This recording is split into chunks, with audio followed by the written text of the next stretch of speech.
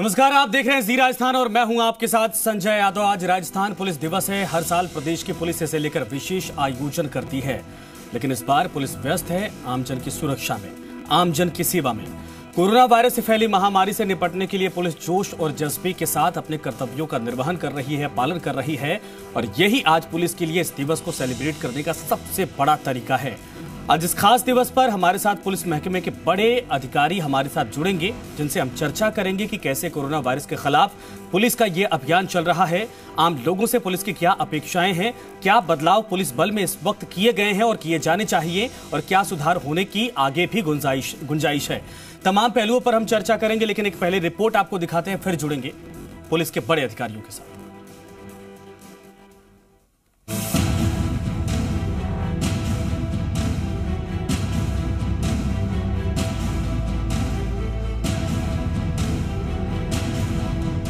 सोलह अप्रैल का दिन राजस्थान पुलिस विभाग के लिए एक खास अहमियत रखता है। आज ही के दिन 16 अप्रैल 1949 को राजस्थान पुलिस एकीकरण अध्यादेश 1949 के जरिए राजस्थान पुलिस अस्तित्व में आई थी। इस दौरान राजस्थान पुलिस ने एक लंबी यात्रा तय की है। अपराध और अपराधियों से लड़ने के साथ ही सांप्रदायिक और जातीय उन्माद से निपटते हुए पुलिस ने प्राकृतिक आपदाओं, विपदाओं का भी सामना करते हुए आम जन को सुरक्षित माहौल देने का प्रयास किया है। राजस्थान पुलिस ने 1965 और 1971 के युद्ध में कंधे से कंधा मिलाकर भारतीय सेना का साथ दिया। प्रदेश की दोनों सीमाओं पर दस्युओं की समस्या का मुकाबला किया। हम 16 अप्रैल को राजस्थान पुलिस दिवस के रूप में मनाते आए, किंतु इस साल कोविड-19 महामारी के चलते इस दिवस को हम समारोह पूर्वक न मनाकर सादगी से जहां हैं, जैसे हैं, अपनी ड्यूटी स्थल पर ही मनाएंगे। इसके लिए हमने विस्तृत निर्देश जारी कर दिए हैं। इस महामारी के दौरान अब तक हमारे सभी साथियों ने चिकित्सा कर्मियों एवं अन्य विभाग के कर्मचारियों के साथ मिलकर बहुत शानदार काम किया है। डीजीपी भूपेंद्र सिंह ने राज्य के पूरे पुलिस कर्मियों को राजस्थान पुलिस दिवस की बधाई और शुभकामनाएं देते हुए कहा कि नियमों की कड़ाई से पालना कराने के साथ ही हमें मानवीय संवेदनाओं का भी ध्यान रखना होगा। पुलिस कर्मियों द्वारा कोरोना महामारी की वजह से राजस्थान पुलिस दिवस इस वर्ष समारोह पूर्वक न मनाकर अपने अपने ड्यूटी स्थल पर ही मनाया जाएगा। डीजीपी ने प्रदेश के पुलिस कर्मियों से कहा कि कोरोना वायरस की महामारी के हालत में हमारे चरित्र के दोनों पहलुओं की कठिनतम परीक्षा है। ऐसे में साहस के साथ अपना कार्य करते रहना है, लेकिन अपना धैर्य और संतुलन नहीं खोना है। एक और जहां हमें कड़ाई से नियमों की पालना करानी है, साथ ही मानवीय संवेदनाओं का ध्यान रखना है। अपना धैर्य और संयम नहीं खोना है। नागरिकों की परेशानियों को कम करना है, उन्हें बढ़ाना नहीं है। मुझे उम्मीद है आप सब इस अवसर पर मेरे साथ ये शपथ लेंगे। पुलिस दिवस के मौके पर डीजीपी भूपेंद्र सिंह ने प्रदेशवासियों से भी अपील की। इस महामारी के दौरान अब तक सबने चिकित्सा कर्मियों और दूसरे विभाग के कर्मचारियों के साथ मिलकर बहुत शानदार काम किया है। उन्होंने विश्वास जताया कि पुलिसकर्मी आगे भी हर स्थिति में संवेदनशीलता के साथ साथ साहस और हिम्मत का परिचय देते हुए राजस्थान का मान बढ़ाएंगे। शरद पुरोहित, जी मीडिया, जयपुर। तो आज राजस्थान पुलिस दिवस है, लेकिन पुलिस की जो जिम्मेदारी है, सड़कों पर आप देखेंगे तो किस तरीके से मुस्तैदी से अपनी जान जोखिम में डालकर तमाम पुलिस के अधिकारी से लेकर और कर्मचारी, निचले स्तर के कर्मचारी सभी जुटे हुए हैं, और यही जो हौसला है वो राजस्थान को इस वक्त मजबूत करता है, और इसी के लिए राजस्थान की समस्त पुलिस बल को इस वक्त सलाम किया जाता है। हमारे साथ हमारे मेहमान जुड़ गए हैं। बीएल सोनी साहब हैं, एडीजी क्राइम, इस वक्त हमारे साथ जयपुर से जुड़े हैं। सबसे पहले उन्हीं से संपर्क करते हैं, उसके बाद एक और अधिकारी हमारे साथ जुड़ेंगे। सोनी साहब, स्वागत है आपका।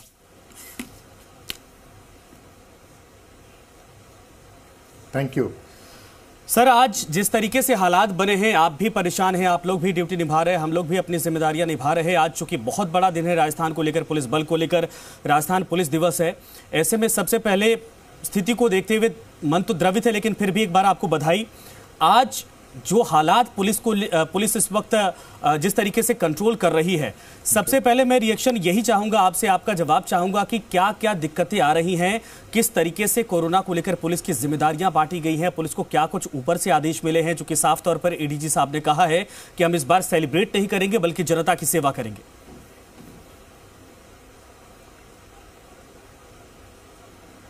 देखिए, आज पुलिस दिवस है और एक बड़ा दिन है हमारे लिए, लेकिन हमें एक ऐसी जिम्मेदारी मिली है इस विषम परिस्थितियों में, जबकि हमारा पूरा प्रदेश ही नहीं, देश ही नहीं, बल्कि पूरा विश्व इस वैश्विक महामारी से जूझ रहा है। तो हमारी जो जिम्मेदारियां हैं वो और बढ़ जाती हैं जी। हमारी जिम्मेदारियों को मैं इस तरह से देखता हूं कि एक तो हमारी एनफोर्समेंट की जिम्मेदारी है, जो नॉर्मली हमारे पास होती है कि कानून की पालना करना, लॉकडाउन के जो निर्देश हैं उनकी पालना करना, कर्फ्यू की पालना करना, लोगों को बाहर निकलने से रोकना।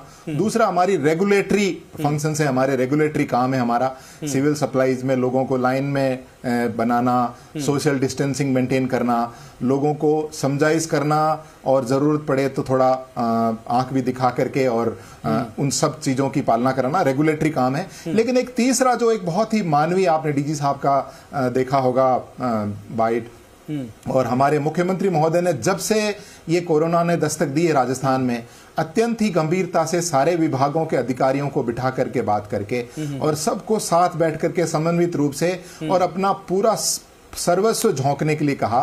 तो उस कड़ी में एक मानवीय दृष्टिकोण जो बहुत कम हमें फेस करने को मिलता है, जिसमें हम सड़क पे हैं, हम देख रहे हैं कि हमारे भाई लोग जो चाहे मजदूर वर्ग हैं या जो माइग्रेंट लेबरर्स हैं या और कोई गरीब लोग हैं जिनको की खाने की भी प्रॉब्लम है।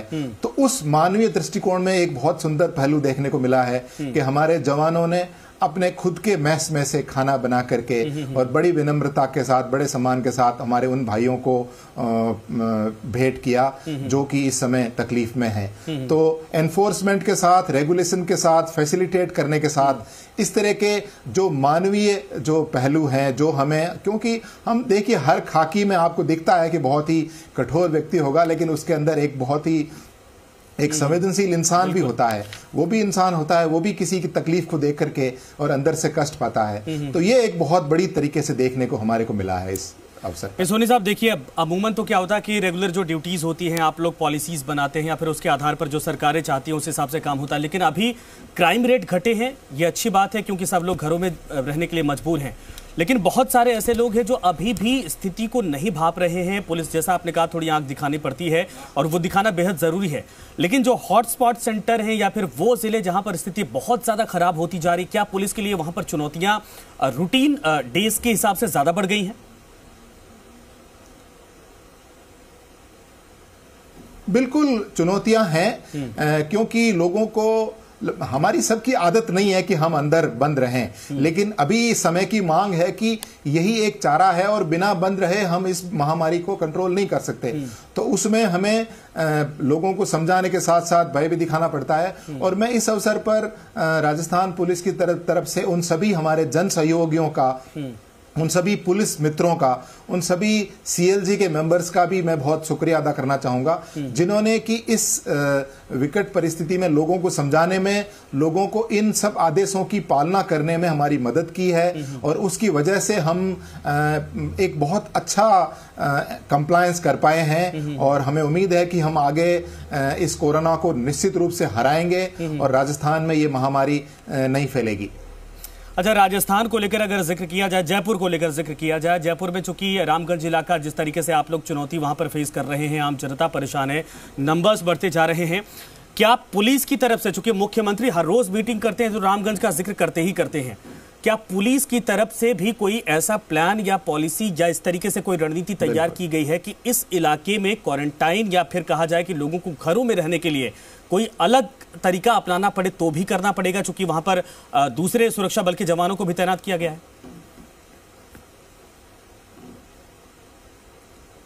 बिल्कुल, वहां पर और अधिक पुलिस अधिकारियों को और अधिक जवानों को तैनात किया गया है, होमगार्ड्स लगाए गए हैं। इसके अलावा हर गली मोहल्ले में वहां के जो स्ट्रीट वॉलंटियर्स हैं, वो लोग जो कि जिनका कि वहां पर लोगों को समझाने में उनका अनुभव है, उनको भी हम उनका भी सहयोग ले रहे हैं। और अब स्थिति में बहुत सुधार आया है। पहले कंप्लायंस करने में थोड़ी दिक्कत हो रही थी, लेकिन अब लोगों में बहुत सुधार आया है। लोग कंप्लाई कर रहे हैं और उन सब चीजों की पालना कर रहे हैं। सैंपल लेने के लिए, सर्वे करने के लिए जब टीम, हमारी स्वास्थ्य की टीम जाती है, तो उनको सपोर्ट करने के लिए भी हम वॉलंटियर्स को और वहां के मौजूद लोगों को साथ रखते हैं। तो अब स्थिति में बहुत इंप्रूव हुआ है। लोग खुद समझने लगे हैं कि ये राज्य सरकार की तरफ से उनके दरवाजे पर सर्विस है, service eight their door step है।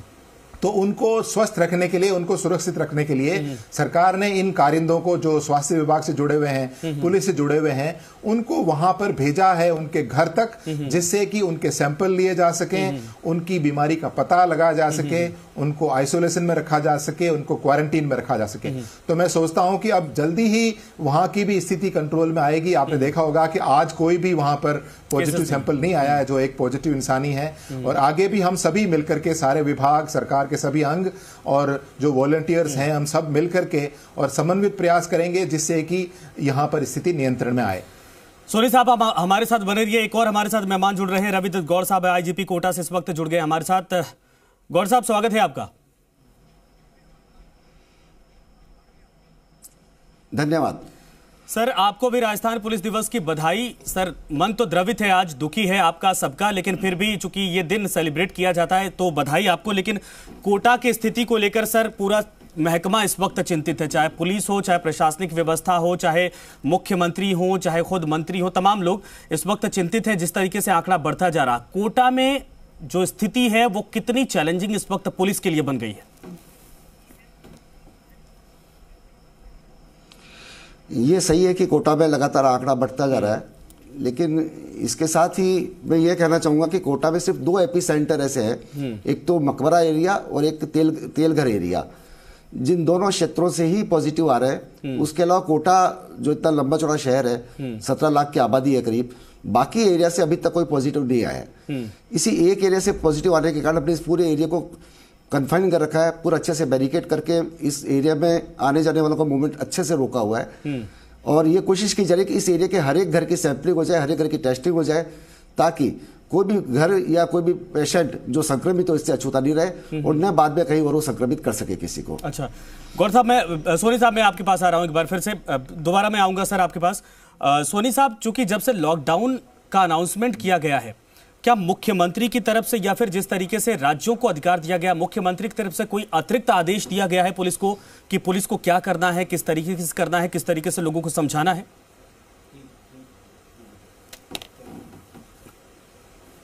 बिल्कुल स्पष्ट आदेश दिए गए हैं कि हमें इस परिस्थिति को पूरा मनोयोग से काम करके और निपटना है, हर समय उपलब्ध रहना है, अधिक से अधिक हमारे फोर्स को मोबिलाइज करना है। तो हमने बड़ी संख्या में फोर्स को मोबिलाइज किया, हमारे अधिकारियों को मोबिलाइज किया और एनफोर्समेंट में भी खूब कार्रवाई हो रही है। अब तक करीब 700 मुकदमे लॉकडाउन वायलेशंस के दर्ज किए गए हैं। 130 से ज्यादा मुकदमे हमने सोशल मीडिया में जो अब्यूज करते हैं लोग, जो बिल्कुल गलत पोस्ट डालते हैं, उनके खिलाफ कार्रवाई की गई है। करीब 80,000 करीब वाहनों को जब्त किया गया है, जो कि बिना बात के अकारण ही घूमते हुए नजर आए। 2.25 करोड़ रुपए के करीब जुर्माना वसूल किया गया है ऐसे वाहनों से जो कि इस तरह से चल रहे थे बिना परमिशन के। और करीब 7,500 लोगों को प्रिवेंटिव अरेस्ट और विभिन्न मुकदमों में अरेस्ट किया गया है, जो कि लॉकडाउन और कर्फ्यू की कंडीशंस को वायलेशंस कर रहे थे। इसके साथ साथ बहुत सारे बड़ी संख्या में हमने वॉलंटियर्स और साथी जो पुलिस मित्र हैं उनका सहयोग लिया है। और विभिन्न क्षेत्रों में हमारे हॉटस्पॉट्स हैं कई सारे जिलों में, जयपुर है, जोधपुर है, कोटा, टोंक, झुंझुनू, तो वहां पर विशेष व्यवस्थाएं की गई हैं। आज की तारीख में 21 जिलों में 52 जगहों पर कर्फ्यू लगा हुआ है और उस कर्फ्यू को पुलिस विभाग के लोग और जिला प्रशासन के लोग मिलकर के उसकी कंप्लायंस कर रहे हैं। तो कुल मिला के पूरा महकमा, सारे लोग हमारे इसमें लगे हुए हैं। दूसरा, माननीय मुख्यमंत्री महोदय ने पहले दिन ये फरमाया था कि कोई भी व्यक्ति भूखा नहीं सोना चाहिए। इसमें सरकार के विभिन्न लोग तो काम कर ही रहे हैं, विभाग काम कर रहे हैं, बट बड़ी विनम्रता से हमारे पुलिस थाने भी, हमारे करीब 900 थाने हैं, प्रत्येक थाना भी रोजाना आवश्यकता अनुसार वहां के हमारे जो गरीब भाई हैं जो कि रोजाना कमाते खाते हैं, जिनकी की अभी रोजी रोटी किसी तरह से बाधित हो गई है, उनको भी बड़ी विनम्रता से भोजन करा रहे हैं। उनको, उनके लिए और कोई व्यवस्था मेडिकल की है वो करा रहे हैं। तो ये एक ऐसा पहलू है जो कि अनछुआ सा था, जिसको कि अभी इस समय में बहुत ज्यादा देखने को मिला है। बिल्कुल सही आपने कहा, यह पहलू अनछुआ था। गौर साहब, मैं उन तमाम महिला पुलिसकर्मियों को सल्यूट करना चाहूंगा। वैसे पूरे पुलिस महकमे को सल्यूट है, लेकिन जो महिलाएं, कल हम लोग, हमारे रिपोर्टर गए थे, वो महिलाएं बेचारी घर छोड़कर जो यहां पर आकर ड्यूटी कर रही है। सबसे ज्यादा संक्रमण का खतरा सड़कों पर, चूंकि चेकअप करना होता है, लोगों को देखना होता है, लोगों को रोकना होता है, उस तरीके थोड़ी सख्ती भी दिखानी होती है, लेकिन इसके बावजूद वो आकर घर परिवार छोड़कर अपनी जान की परवाह किए बगैर ड्यूटी कर रही हैं। सर, इस वक्त हालात जो हैं वो बेहद विकट है। क्या पुलिस महकमे में भी ऐसे हालात या ऐसी स्थिति पैदा हो गई है जैसे हमारे यहाँ या दूसरे सेक्टर्स में है कि जो ओवर एज हो गए हैं उन लोगों को ऑफिस में काम करवाया जा रहा, और जो लोग स्वस्थ हैं या फिर जिनकी इम्यूनिटी पावर मजबूत है उनको दफ्तरों में या फिर फील्ड में भेजा जा रहा? पुलिस महकमे के भीतर भी ये पॉलिसी अपनाई गई है? हाँ, निश्चित रूप से पुलिस महकमे में भी इस तरह की पॉलिसी अपनाई गई है कि जो भी कांस्टेबल, हेड कांस्टेबल या उच्चाधिकारी, एएसआई जो फील्ड ड्यूटीज कर रहे हैं, जो रोड पे खड़े होते हैं, नाके पर खड़े होते हैं, अगर उनकी एज 50-55 साल के आसपास है, उससे ज्यादा है, तो उन्हें हम कोशिश कर रहे हैं कि उन्हें इस तरह की ड्यूटी नहीं दी जाए जिससे वो बहुत ज्यादा लोगों के कांटेक्ट में आए, और दूसरी तरह की उनको ड्यूटीज दी जा रही है। और जो अपेक्षाकृत कम उम्र के लोग हैं उनको हम फील्ड ड्यूटीज, जैसे नाके पे खड़े होना या स्ट्रीट में पेट्रोलिंग करना, कर्फ्यूग्रस्त इलाके में पेट्रोलिंग करना, नाके पे खड़े रहना, इस तरह की ड्यूटीज हम उनको दे रहे हैं। अच्छा, राजस्थान को लेकर चूंकि आप उस वाले इलाके में पुलिसकर्मी और पुरुष पुलिसकर्मी में इसमें आप उस वाले इलाके में, कोटा साइड में हैं, उस पूरे इलाके को लेकर जहां जहां पर चीजें बिगड़ती जा रही हैं वहां को लेकर कोई अलग से कुछ तैयार किया गया है कि हाँ यहां पर ये पॉलिसी अपनानी है, इस तरीके से यहां पर रोकना है, बाकी जगहों पर इस तरीके से ड्यूटी करवानी है, ताकि दूसरे क्राइम के जितने चीजें हैं उसको भी कंट्रोल किया जा सके और कोरोना को मात दिया जा सके? कोई आप लोगों ने अपने लेवल पर कुछ तैयार किया?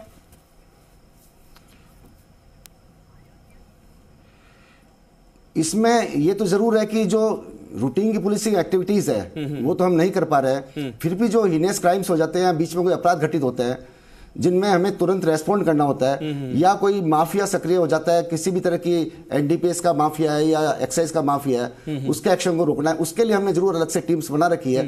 पूरे कोटा शहर के लिए इस तरह हमने एक टीम बना रखी है, और वो टीम, उसको हमने टास्क दे रखा है कि इस तरह की कोई भी सूचना आती है इसके खिलाफ कार्रवाई करने के लिए, तो वो टीम कार्रवाई करेगी। और जो कर्फ्यूग्रस्त इलाके में या कोरोना के उसमें लगे हुए कार्य में लोग, उन कांस्टेबल से, उन अधिकारियों से हमें कार्रवाई नहीं कराते हैं। जी सोनी साहब, चूंकि अभी बड़ा चैलेंजिंग मोमेंट चल रहा है, अब तक तो समझ में आता था कि जितने संसाधन है उसी में सारी चीजें मैनेज करनी है, चूंकि अब उस लेवल पे स्थिति बिगड़ गई है क्राइम को के इतर, अगर कोरोना को लेकर बात की जाए, क्या लगता है कि पुलिस महकमे को और ज्यादा हाईटेक होना चाहिए और संसाधनों की जरूरत है, पुलिस में कोई बदलाव किया जाना चाहिए, ऐसा कुछ महसूस होता है?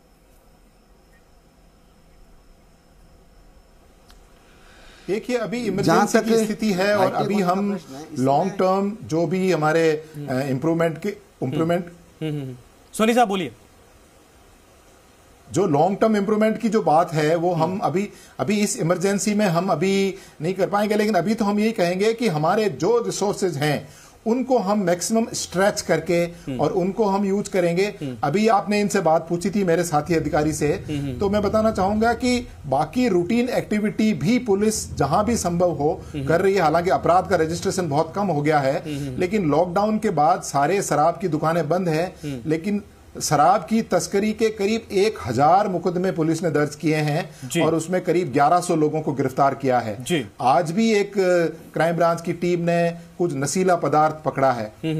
तो जहां पर भी जो इस तरह के ऑर्गेनाइज क्राइम की बात आती है वो भी पुलिस कर रही है। और तो और कालाबाजारी के क्षेत्र में भी पुलिस ने अब तक 75 मुकदमे दर्ज किए हैं जो कि वस्तुओं को अधिक भाव में बेच रहे हैं। कुछ तो एसओजी ने हमारे जो मास्क वगैरह और सैनिटाइजर्स हैं उनको लोग कालाबाजारी करके बेच रहे हैं, तो उनमें भी कार्रवाई एसओजी ने की है। अभी समय यह है जब हमारे जो उपलब्ध संसाधन है उनका हम मैक्सिमम यूटिलाइजेशन करें और हमारे सारे जवान, सारे अधिकारी, मुझे फक्र है उन पे, मुझे गर्व है उन पे। आपको जान के आश्चर्य होगा संजय जी कि हमारे 4 साथी कोरोना से पॉजिटिव हो गए। हमारे वरिष्ठ अधिकारियों ने उनसे बात करी तो आपको जानकर सुखद आश्चर्य होगा कि वो चारों इस बात का इंतजार कर रहे हैं कि हम कब जल्दी ठीक हों और कब वापस जाकर के नाके पे ड्यूटी करें और जनता की सेवा करें और जनता को इस महामारी से निकाल सकें। ठीक है सोनी साहब, मैं चाहूंगा 10 सेकंड में आप छोटी सी एक अपील कर दीजिए जनता के लिए। उसके बाद मैं गौर साहब आपसे भी अपील करूंगा कि अनुरोध करूंगा कि आप भी 10 सेकंड में एक छोटी सी अपील करिए। पहले सोनी साहब।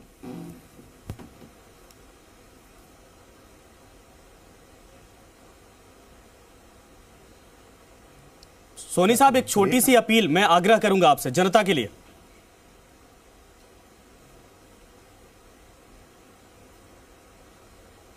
लगता है आवाज दीजिए। गौर साहब, चूंकि मोमेंट बेहद क्रूशियल है, मैं चाहूंगा कि जनता से छोटी सी अपील करिए ताकि पुलिस का काम थोड़ा आसान हो जाए, लोग समझे बातों को। मैं यही अपील करना चाहूंगा आम जनता से कि जो भी डायरेक्शंस पुलिस विभाग द्वारा, गवर्नमेंट द्वारा उनको इशू किए जा रहे हैं, उन डायरेक्शंस की पूर्णतः पालना करें और न केवल खुद संक्रमित होने से बचे, बाकी अगर वो उन्हें डाउट है कि मैं संक्रमित हूं तो वो घर पे नहीं बैठे रह करके तुरंत डॉक्टर से कंसल्ट करें, कंट्रोल रूम पे कंसल्ट करें और अपना इलाज करवाएं। क्वारंटाइन होने से, आइसोलेशन होने के बारे में कोई फिजूल का मिथ अपने दिमाग में नहीं रखें। क्वारंटाइन, आइसोलेशन उनके परिवार की सुरक्षा के लिए, समाज की सुरक्षा के लिए। बिल्कुल सही सर। में देखा जा रहा है कि लोग इस चीज से डरने लगे हैं कि क्वारंटाइन कर देंगे, आइसोलेशन कर देंगे। तो मैं कहूंगा इस मिथ से दूर आए, इससे डरे नहीं और आगे बढ़ के अपनी बीमारी के बारे में। बिल्कुल सही सर, समय खत्म हो गया इसलिए मैं समझ गया और जनता भी आपकी बातों को कम से कम आगे सोचेगी, समझेगी। गौर साहब, आपका भी बहुत बहुत शुक्रिया हमसे जुड़ने के लिए। बीएल सोनी साहब, आपका भी बहुत बहुत शुक्रिया समय देने के लिए और हमसे जुड़ने के लिए। कुल मिलाकर ये कि 2 ये शानदार पुलिस अधिकारी जो लगातार काम कर रहे हैं फील्ड में और पूरी टीम को इस वक्त लीड कर रहे, गाइड कर रहे हैं। पुलिस के लिए कितना चैलेंजिंग मोमेंट इस वक्त है आपने सुना, लेकिन साफ तौर पर पुलिस आपकी सुरक्षा के लिए आपकी जिम्मेदारियों को समझकर इस वक्त सड़कों पर है और आपको समझा रही है। इस बात को आप समझिए, घरों में रहिए और साफ तौर पर अपने घर परिवार को बचाइए। और राजस्थान पुलिस को अगर जहां भी दिखते हैं एक बार सल्यूट जरूर करिएगा। नमस्कार।